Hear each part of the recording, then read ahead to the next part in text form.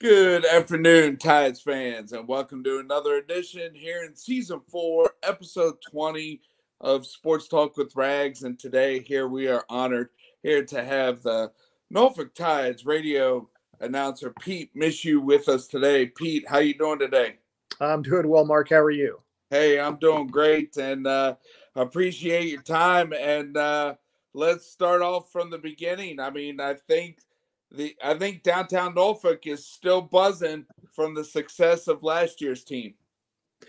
Yeah, I know manager Buck Britton and his guys have a real interesting dilemma facing them, come Friday night here as the year gets underway. And that's, what do they do for an encore Right. coming off the best year in franchise history, club record 90 wins, best record in the league, best team in the league without a doubt, to win their first league championship since 1985, and then go on to win the AAA national championship. A year that, while we all thought it would be a very good year, probably exceeded everybody's wildest expectations.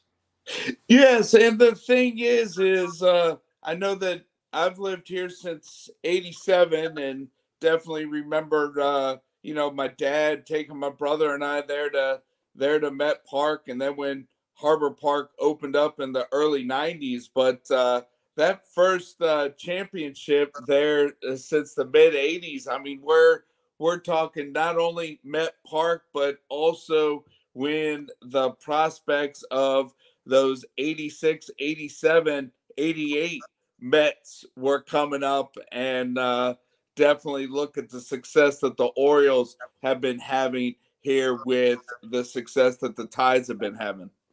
Yeah, certainly you referenced some of those great years back in the 80s when the Tides, were loaded with all of that New York Met talent.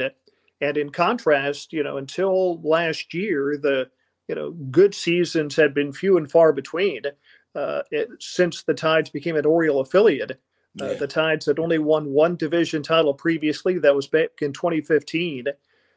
Before last year, the Tides, I was looking at this note last night, Yeah. had not won a playoff series since 1995. So it had been like 27 years since they'd even won a series in the postseason, much less an actual championship. But then, of course, they, erase all that from the record books last year. But this is a club, at least to begin the year, looks really loaded once again. Even though some good players have gone on to Baltimore, the Orioles still have the number one rated farm system in all of baseball. Last 7 consecutive surveys by MLB Pipeline, they do both a preseason and a midseason ranking. The last 7 consecutive rankings, the Orioles farm system has rated number one in baseball, and we certainly see it from the likes of the players we'll see opening up the year in Norfolk this year. Yes, and just to talk about the last couple years, Adley Rushman has been in the Tides uniform. Gunnar Henderson, and let's not forget here Matt Holliday's son here with the success that Jackson had last year to start off in single A and get with the Tides here for their postseason and their championship run. But even for him to start off the season here in Norfolk, the number one rated prospect is wearing a Tides uniform once again. Yeah, a lot of people thought that Jackson might make the big league club, and I know a lot of Oriole fans are a little bit disappointed that he's not there to begin the year. What I tell everybody is get out to Harbor Park and watch Jackson Holliday pretty early this year, because it wouldn't surprise me if he is gone in a hurry, either if somebody in Baltimore gets hurt, gets off to a bad start, or if he gets off to a red hot start. Now, Jackson had a pretty good training camp, spring training with the Orioles this year, but it wasn't great. And you look at the fact that, he is still only 20 years old. Right. He didn't play with Norfolk that long last year. He put up solid numbers, but not incredible numbers, not matching the kind of numbers that he had at single A or double A. So I think it makes a lot of sense that he comes down to Norfolk and gets a little more seasoning, a little more fine tuning. Mike Elias, the general manager of the Orioles, has even stated that he wants Holliday to see more upper level left-handed pitching, especially since it looks like the O's are going to see a lot of left-handed pitching at the big league level in the early part of the year. So let Jackson come down here, let him play every day, let him probably lead off like he did with Norfolk at the end of last season. And again, it wouldn't surprise me if he follows the same trek of Rutschman and Henderson. You remember back in 2021, Adley Rutschman began the year with Norfolk before he went up. That was because of an injury. Gunnar Henderson began the next year, even though he was the number one prospect with Norfolk. He was gone pretty quickly. Wouldn't surprise me if Jackson Holliday follows that same path this season, beginning the year here with the Tides. Yeah, and the other thing is even though we've highlighted the number one prospect here the last couple years, I mean, we're talking about a handful of top 30 Oriole prospects here in Norfolk, and then a handful of guys here that are on the Orioles 40-man roster. So it looks like here 2024 on paper, and I know it's the start of Easter weekend, but Friday night should be an exciting packed house. Certainly, while everyone will be looking at Jackson Holliday, there are a lot of other players that certainly will be deserving of attention. You talked about some of the top prospects. The Orioles have sent Norfolk 4 of the top 32 prospects in baseball, according to MLB Pipeline, to begin the year with the Tides. In addition to Holliday, who's the number one prospect overall, you've got, as I look at my notes here, you've got Kobe Mayo, who absolutely lit it up during spring training this year. On a lot of other major league teams, he would have made the club, but just because the Orioles are so loaded, Kobe did not make Baltimore. But I want to say he hit like 340, 350, something like that, with a lot of power. Had great numbers with Norfolk after he came up last year. Heston Kjerstad is an outstanding young outfielder. He's going to get his day in the sun in Baltimore at some point, but he'll begin the year with the Tide. So those are 3 top 32 prospects right there that will begin the year in Hampton Roads. And we haven't even talked about the pitching, but that's just how deep this club is offensively. And oh, by the way, let's not forget about the guy who was the linchpin to the Tide's success last year, Connor Norby. He is the number 7 prospect in the Orioles organization, maybe a little bit under the radar in comparison to Holliday and Mayo and a few of these other guys. But Connor Norby, just lit it up last year, led the league in hits, led the league in doubles. If I recall, I believe he led the league in RBIs. He was top 5 at a number of other offensive categories. He was the team's MVP, in my opinion, should have been an all-star, and he'll be back at a Tides uniform come Friday night as well. Right, and to start off with who's on the mound, I mean, I know on a previous episode when you came on last time, both of us talked about how we graduated from high school in Chesapeake. Well, one pitcher is just from across the water here from Grassfield here with Garrett Stallings, being a Tide. Yeah, it was funny. You talk about the pitching, and a lot of people are not talking about the pitching. For as great as the Tides offense was last year, the pitching was even better. Right. The Tides pitching staff led the league in ERA, led the league in strikeouts by 114 more than the next closest team. They led the league in fewest home runs allowed. It was a dominant pitching staff, and I think it's going to be even better this year. You look especially at the starting rotation. You've got Garrett Stallings, who you mentioned, the kid out of Grassfield High School. You've got Chase McDermott. You've got Cade Povich. You've got Bruce Zimmerman, who's been a big leaguer throughout much of his career. He may well be on the mound on opening night. I'm not sure.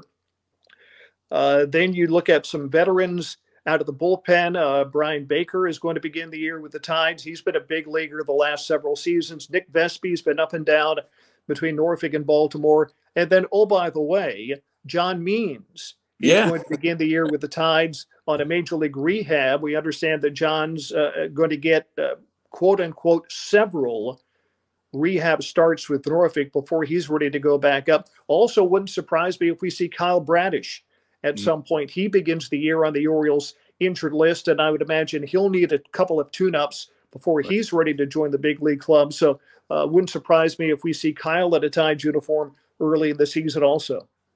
Yeah, and the thing is here with the success of the Tides, and I'll be honest with you. I mean, there in 2020 when the minor leagues were shut down during the pandemic, I didn't know how the attendance would be there when minor league baseball came back there and who would come to Harbor Park. But just the success of the Tides. I mean, you either ride the tide or ride the ferry or get there early because wasn't attendance a record number there last year? I'm not sure if it was a record number. I know it was the highest they've had in a long, long time. I think it was around 5,700 and change per game. Yeah. And obviously winning has something to do with that. So one would imagine, we're going to see a lot of fans at Harbor Park once again this year. And Mark, you used the phrase, ride the tide. Yeah. Last year, and I just saw this note earlier today, right. Last year, the Tides worked out a promotion with the light rail system that Tides fans could ride the light rail to and from the ballpark for free for home fireworks games. Well, we've gone way beyond that this year. Right. The Tide is now free for every home game this season. If you've got a ticket or you just tell them you're buying your ticket at the game, you can ride the Tide to the ballpark up to 2 hours before the game and up to 2 hours after the game ends. Oh, wow. That'll save you parking fees, save you the hassle of trying to get in and out of Harbor Park. And that outstanding offer is now good for every home game this season. Yes. And, it's, I mean, I know that Ken Young has done a great job with owning the Tides, but, just during the off season, the Tides are now under new ownership, even though the front office staff and the field staff is pretty much the same as last year. Yeah, and I'm not in the office on an everyday basis. I'm more of a seasonal employee, but just in talking to some of our full-time employees, including General Manager Joe Gregory, about what the change has meant. And really, it's kind of status quo. A few little things are being done differently from a business aspect, but probably nothing that the fans are going to notice. Almost every member of the front office staff has stuck around. Ken Young, although he has sold the team, is still going to remain involved for a couple of years, we understand, with the new ownership group. So I don't really think it's going to be anything that fans are going to notice. Certainly isn't going to be anything negative at all, having the new ownership group. Yes, and the thing is so with the season starting on Friday and the new schedule where just about every Monday was an off day here. They started that, I think, after the pandemic. So right. It's a weekend home series off on Monday and then start on the road there Tuesday through the following Sunday. Right. That's pretty much the schedule, even though there are a couple of exceptions, this opening weekend being one where it's only a 3-game set with Durham.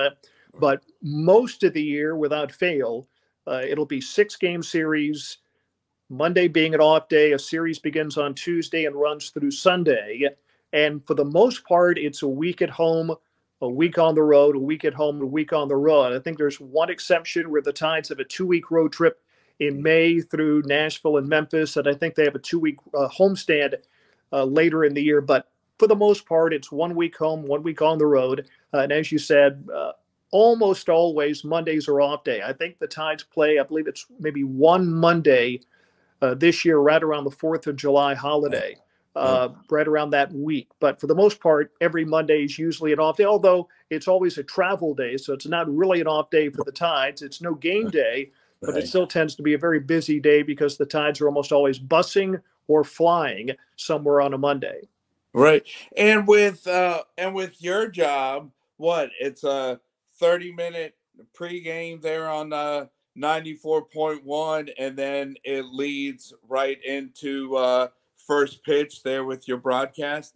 We have a 15-minute Oh, pregame for most of our broadcasts. Now, some of our midweek games, once the Tides moved from 7:05 games to 6:35 games, which they began a year or two ago, uh, because 94.1 has its afternoon show on. For some of those midweek games, beginning at 6:35, we just have a 5-minute pregame show, but our standard is 15 minutes. okay. All right. And let's see. So with today being Wednesday, I mean, have is the has the team been able to practice yet at Harbor Park, or have you seen them, there at Harbor Park earlier today or yesterday here to get things going for Friday night? Yeah, I've not seen the guys as of yet, but they are all in town. In Okay. fact, kind of a luxury. Most of the team came in on Monday Okay. this week, which is a real change. In years gone by, the team would normally get in either 1 or 2 days before the year began, and that was it. And Okay. guys were scrambling to find apartments and to get settled in and get unpacked. This year, they had the luxury of coming in on Monday, and this is the second straight year in which the new system has gone in operation, in which major league teams are providing housing Oh, for the minor league players. And that is a huge deal. I can't understate how important that is to the players, to not have to go through the hassle of trying to find a place to run or to rent, I should say, month to month, or maybe on a 6-month lease. And then you're dealing with issues of, if you get promoted or if you get sent down, you get released. That's always a problem. Trying to get furniture, get electricity hooked up, get your internet hooked up. Now the guys just show up. The Orioles have, I think, at least 2, maybe 3 locations where they have places for the players to stay.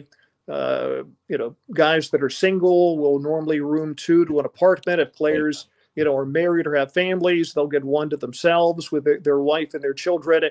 And that's a big headache off the players' shoulders to begin the year. So all they do is come in. They came in, as I said, on Monday. I Yeah. know guys were on the field taking batting practice and doing a little work yesterday. I believe doing the same today. Tomorrow doesn't look good for the weather, but I think everyone will be very much rested and ready to go come Friday, not having to deal with all those travel and housing headaches that they've had in years gone by.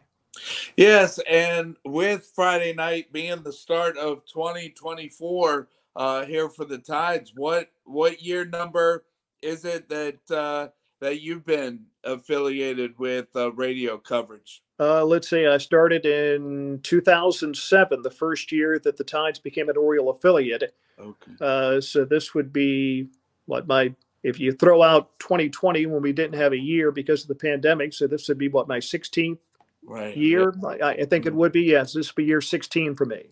Okay. All right. Yeah. And, and then also another thing that I mean, I pretty much remember it just being last year, but I think they've carried it over to this year. For many years, they would end around Labor Day, and you only played in the month of September if you made the playoffs. But what last year, the regular season went to like the middle of September, a little bit longer. Actually, later than that, the last 2 years, they have stretched the season out almost to the end of September. Oh, okay. Yeah. So Yeah. this was basically done. What they did previously was end on Labor Day, as you noted. It was always Labor Day was the last day, and then you would see a couple of rounds of playoffs. Right. What the big league teams basically said was, we want our young prospects playing in case they have to be called up for teams that are in playoff consideration in the major leagues. Right. You might not want, for example, last year, let's say the Tides had not made the playoffs and the season had ended on Labor Day while the Orioles were winning the American League East. If they might need Heston Kjerstad or Jackson Holliday or Kobe Mayo or Connor Norby, those guys might have not played any baseball for 2, 3, 4 weeks.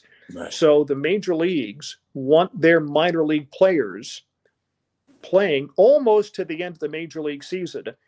So I believe 2 years ago, I think the season ended, I think it was September 29th. And I think last year it ended on the 26th or 27th.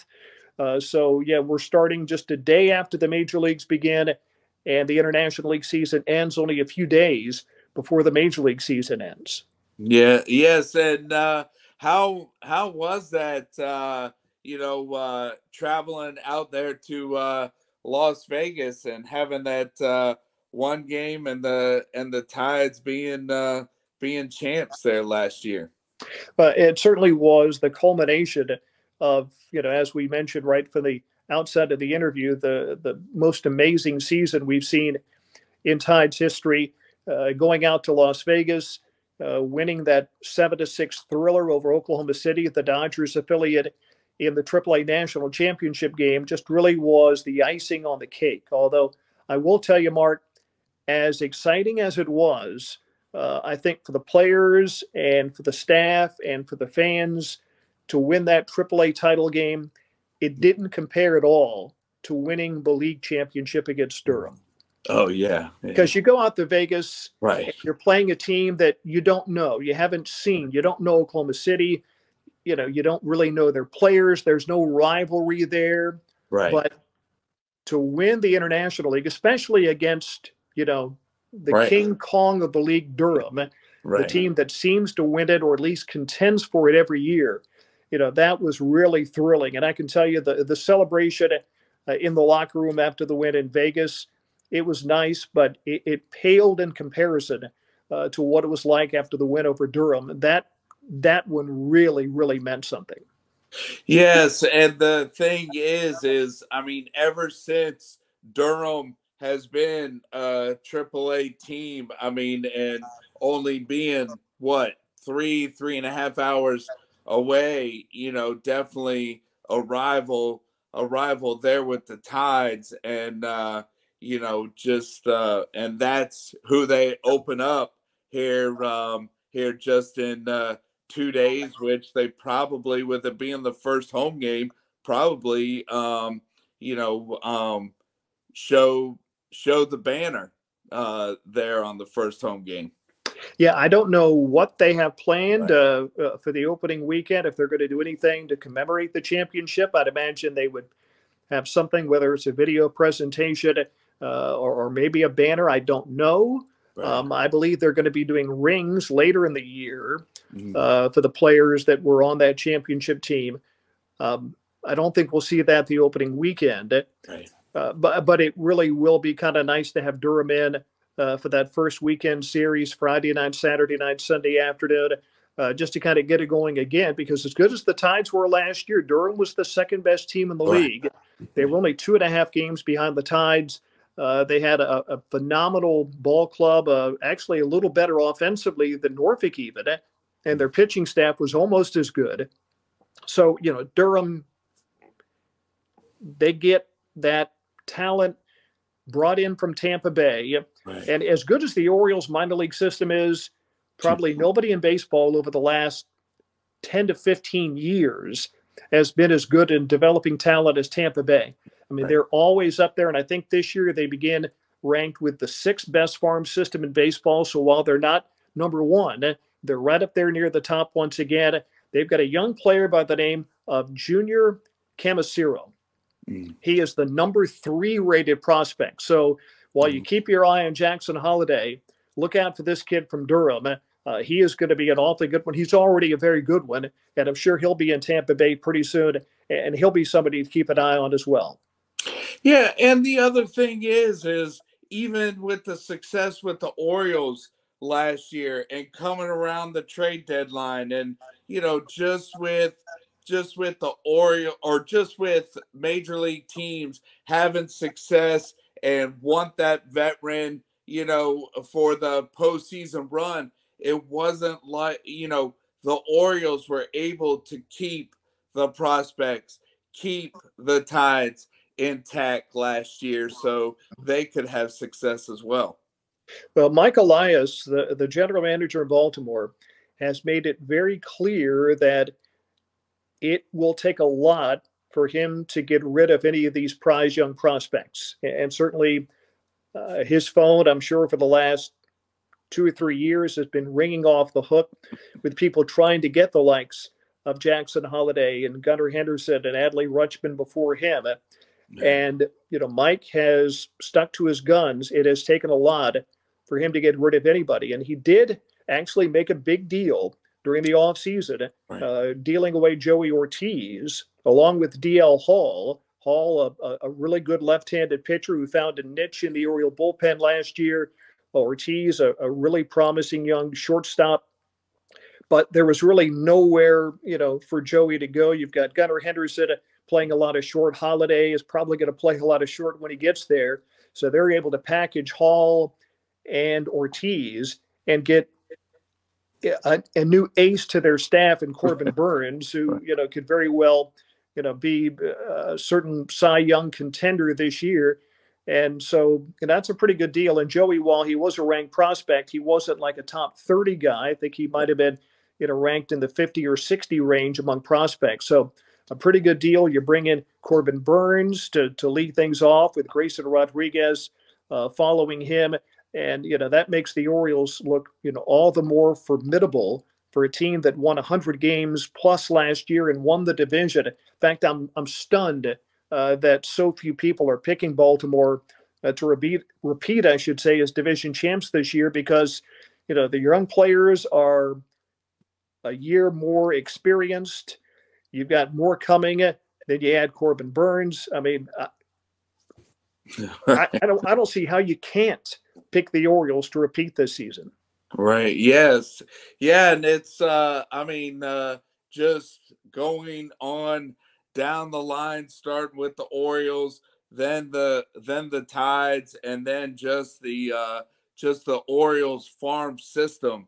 Definitely hear the last couple years success, and definitely awesome year in 2023 for the Tides. And fans, get ready here, as not only does the season start on Friday, but the homestand there starts on Friday as the Tides host Durham. Yeah, it's going to be a lot of fun. We might also note that this year, all of our Friday games have gone to 6:35. Last year, those are the only ones that they kept at 7:05. But now all the weekday games that are night games anyway will begin at 6:35. 6:35 on Saturday. We've got our first fireworks show of the year coming up on Saturday. Then a day game for Easter on Sunday, beginning just after 1 in the afternoon. It's going to be a great year. Season tickets are on sale. The ballpark is beautiful. They continue to do a little bit of renovation and revamping throughout the off season. So there's always a couple of little new things to take a look at the ballpark. Of course, we've got the great video board and scoreboard that they put up over the last 2 years. Those are certainly smashes with the fans, providing a lot of information. The field, I hope, will be looking great for opening night. We've got a brand new head groundskeeper this year. Kenny Magner retired after nearly 50 years with the ball club. We've got a big night to honor him coming up a little later in the season. So a lot to look forward to, and 150 games. It all begins on Friday.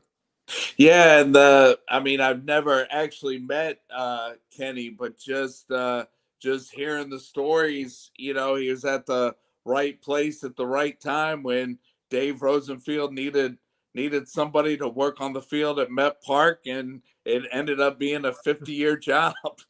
Yeah, Kenny was just a teenager when he started helping out, and I think whatever it was, a year, 2, 3 down the road, the head guy left, and Dave kind of, gave him the keys to the castle, so to speak, and said the job is yours if you want it. And like you said, Kenny ended up sticking around for almost 50 years. Yes. Well, hey, Pete, appreciate your time here to come back on and, just get the excitement here and a little preview here of what the 23 season was. And then as the 24 season opens up on Friday. So thanks again for your time.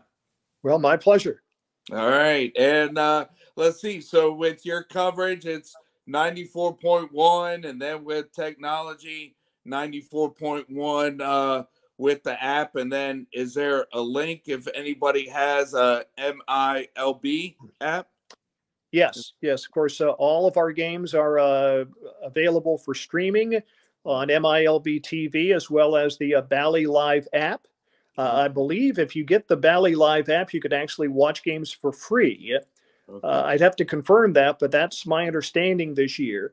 I know MILB TV has been a subscription service, although there's a lot of free games you can watch. In fact, the Tides, because of all the prospects, were one of the free teams that were featured many, many times last year. So you can check that out. You go to MILB.com, the official website of Minor League Baseball. You can download the Bally Live app on your phone to watch games throughout all of minor league baseball. Of course, you can find us at 94.1, as you said, on the FM dial. You can also go to ESPNradio941.com and listen absolutely free of charge to every broadcast. We might note that for the games that are streaming on the internet, if you're watching a road game with the Tides, you're going to get the home team's broadcasters. So if the Tides, for example, next week will be in Charlotte, if you watch the game on MILB TV or the Bally Live app, you'd be getting the Charlotte audio. So you could go to ESPNradio941.com and you can get the audio for every Tides home game and road game that we're providing. So that's a way to listen to us every game and watch us every game as well. Yes. Well, hey, Pete, I mean, I know that baseball is, just definitely grew up, watching and following the game. But, it's with the season starting on Friday and 150 plus games. I mean, it's definitely getting ready to be a busy 2024 for you.